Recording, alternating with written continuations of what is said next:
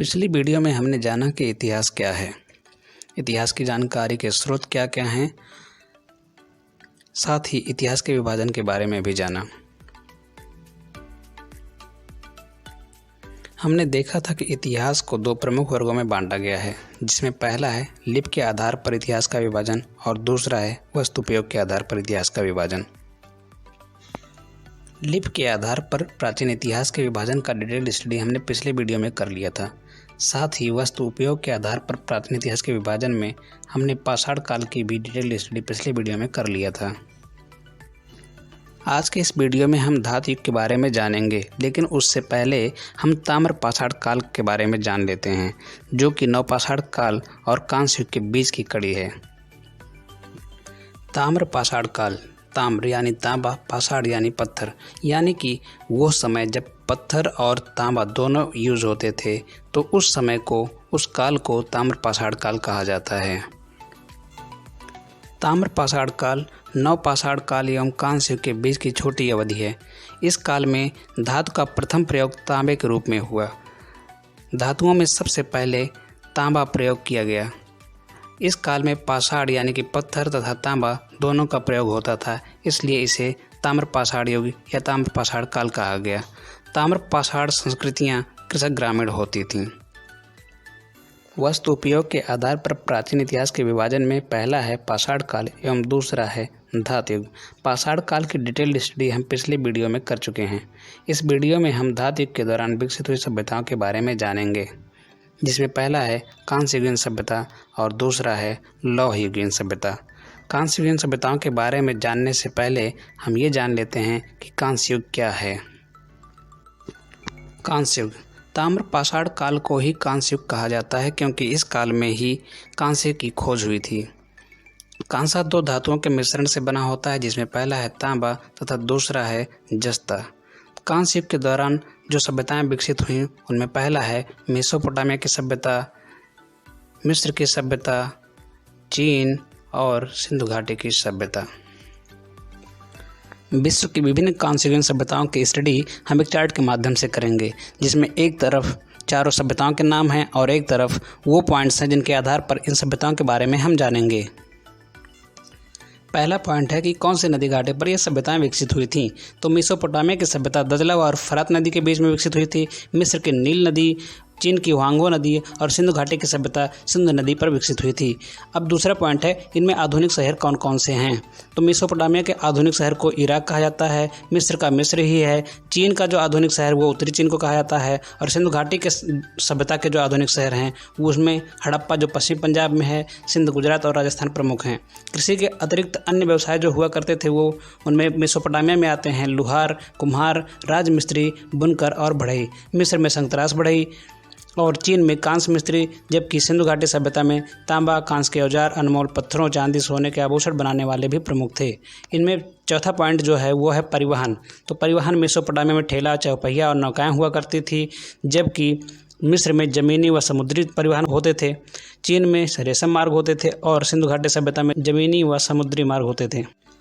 पांचवा पॉइंट है इन सभ्यताओं की भाषा या लिपि कैसे होती थी। तो इनमें मेसोपोटामिया में किलाक्षर होते थे जिसे चित्रात्मक कहते हैं, मिस्र में चित्राक्षर होता था, चीन में सामान्य चीनी भाषा और सिंधु सभ्यता में हड़प्पा, जिसे अभी तक पढ़ा ही नहीं जा सका है।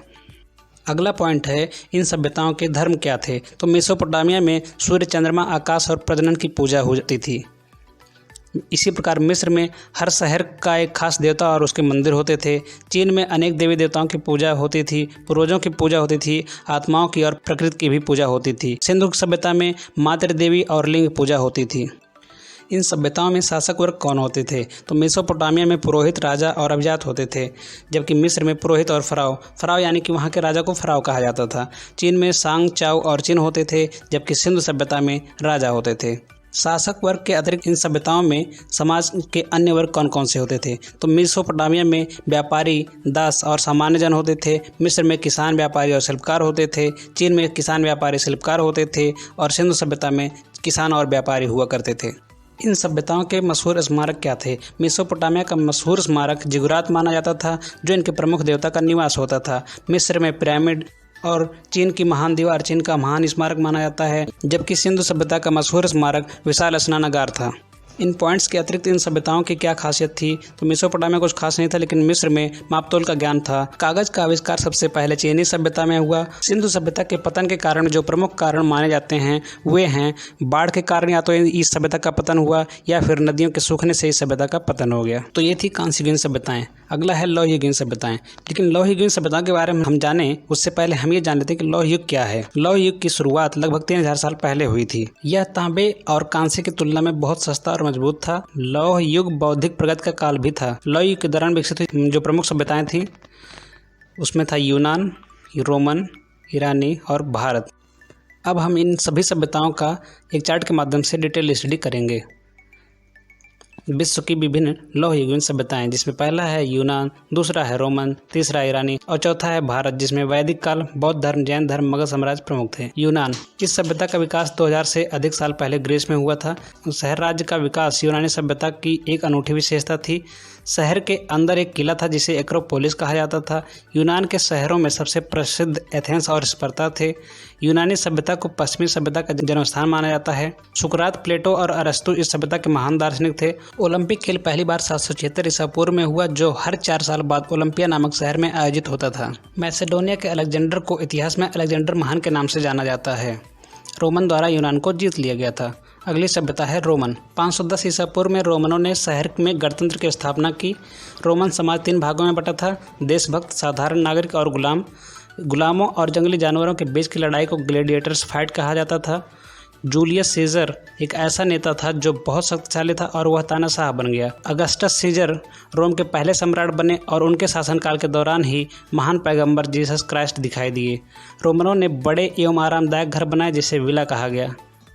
अगला है ईरानी सभ्यता। लौह युग में फारस आर्य समुदायों द्वारा बसा था। उनकी 2 शाखाएं थीं, जिसमें पहला था मेड्स और दूसरा था फारसी। फारसी राजा साइरस ने 550 ईसा पूर्व में फारसियों को एकजुट किया एवं शक्तिशाली सेना बनाया और बेबीलोन और एशिया माइनर को जीत लिया। डेरियस प्रथम फारस का सबसे महान सम्राट था। 331 ईसा पूर्व में अलेक्जेंडर द्वारा फारसियों को हराया गया, लेकिन उनकी सभ्यता समाप्त नहीं हुई। 7वीं शताब्दी ईसा पूर्व में अरबों द्वारा फारसियों पर विजय प्राप्त किया गया। लौह युगीन सभ्यताओं में अगला है भारत। वैदिक युग की शुरुआत 1500 ईसा पूर्व के आसपास भारत में आर्यों के आगमन से हुआ। वैदिक युग को 2 भागों में बांटा गया है, जिसमें पहला है पूर्व वैदिक काल एवं दूसरा है उत्तर वैदिक काल। पूर्व वैदिक काल ऋग्वेद से जाना जाता है, जो कि पहला वेद भी था। पूर्व वैदिक काल में मनुष्य घुमंतु जीवन जीता था। आदिवासी और कबीले सामाजिक इकाइयां थीं जिन्हें जन कहा जाता था। उत्तर वैदिक काल के प्रमुख स्थल एक विशिष्ट मिट्टी के बर्तनों से चिन्हित हैं, जिन्हें PGW साइट कहा जाता है। उत्तर वैदिक काल के प्रमुख राज्य थे काशी, कौशल एवं विदेह। इस काल में कृषि प्रमुख व्यवसाय था।